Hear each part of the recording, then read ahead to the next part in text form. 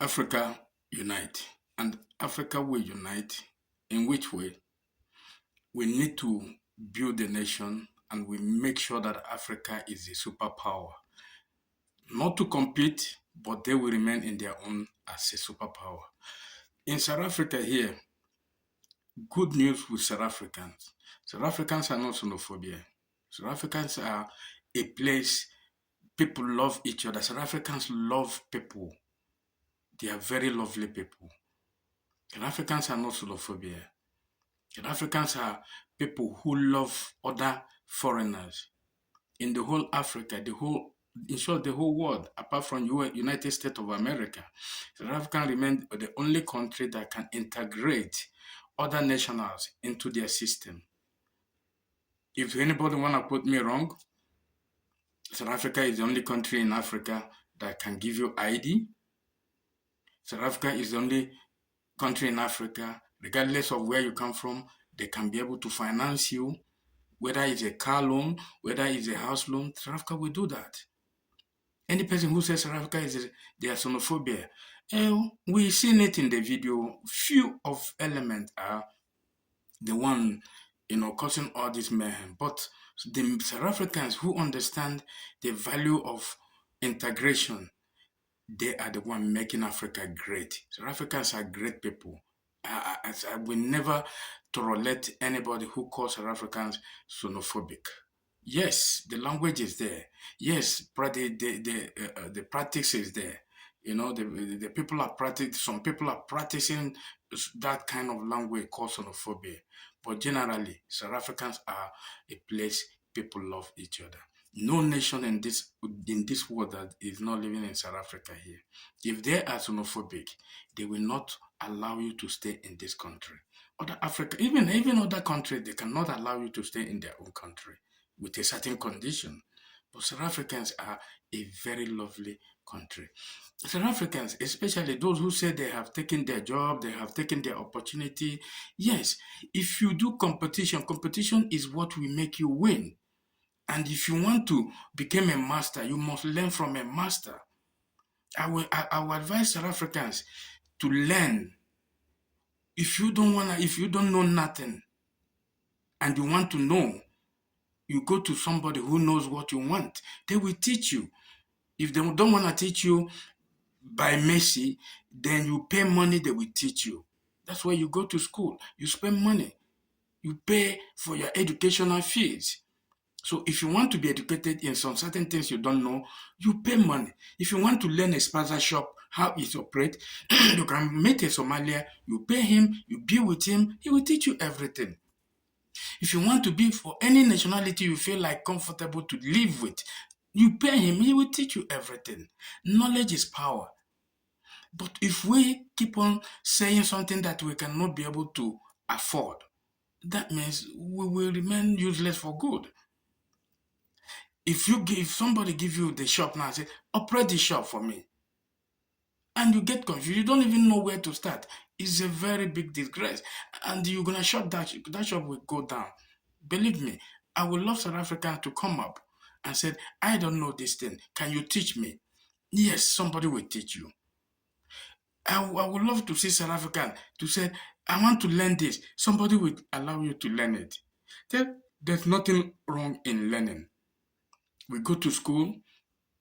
Our system of education in Africa here is all about theory, not practical education. We don't do physical education. We do only a theory part of education, and that is why you see Africans are not doing very well in terms of development, industrialization, and all the rest of it, because the kind of education we impart on our people are just theory.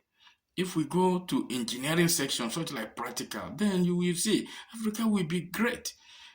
So I would love to see South Africans stand up instead of match and match, doing all this kind of xenophobic art. Use that opportunity to go and acquire knowledge, physical knowledge. If you do that, you will see the way you change your economic enrichment. So I would love to see them more engaged in terms of practical, not theory, tutoring, and saying that, oh, this thing have happened, they have taken their job, they have taken the opportunity. The opportunity is there for everybody. Go to Johannesburg, there is a shop to let. It's not written foreigners only. It's not written South Africans only. Go there and ask for the shop. They will give it to you when you meet the requirement they want. Everywhere. It's not like foreigners have taken over. No. The only thing I would like to talk about here is the foreigners understand how to operate a shop compared to the way I see South Africans operate. South Africa believe in office work and employ me, I work for you, those kind of. But other African countries, or even all the rest of the world that immigrate here, understand how to operate a shop, build from scratch and become somebody tomorrow. So, but that is how the world be. Practical make it perfect. But if you don't do all these things, we will keep on being at home and doing all kind of things that it doesn't matter. Please, my brothers and sisters of Africans, the whole world, South Africans are lovely people. South Africans are not xenophobic the way the people think. South Africans are people who love foreigners. South Africans are, in short, South Africans don't even know who is foreigners. It's just because of the way the advocacy of some element are advocating. So now, some of them even understand you are from here, you are from here. Previously, they don't even care and they don't want to know. But with economic challenges, promise and fail of the government and the rest of it, it's not even only South Africa here, even the rest of Africa, the rest of the world, their government always promise and fail. Today, I mean, I see Trump say that if I became a president, I will stop the whole war in the whole world. But he became a president, he became the financier of the war all over the world. So those are the promises that our leaders always promise. And look at where we are today. So we keep on voting and going to the polling unit and seeing the person who can change our narrative. It's not like we don't have good people in Africa here who can do better. We have. But until then, we will see. Please, Africans, all the people who are calling South Africans xenophobic, South Africans are not xenophobic. They are very lovely people. But some element, you know how it is. That is a human nature. You cannot take it away from human nature. People hate you, people like you, regardless of, even go to the Bible, Jesus was killed. What did he do?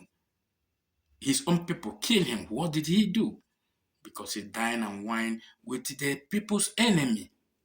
But when Jesus came to said, oh, let's love one another, love your neighbor as yourself. The love is what getting killed. Today, this is how the world is. And we will not take, because some few people are agitating for hatred, then we generalize it to other people who are very lovely people. So my dear brothers and sisters, ladies and gentlemen, South Africans are very lovely people. And those who have that narrative of hatred should change and learn how to do things. That thing that make you feel bad. If it's progressive things that make you feel bad, if you want to become progressive, humble yourself, learn, then they will teach you and you will become great.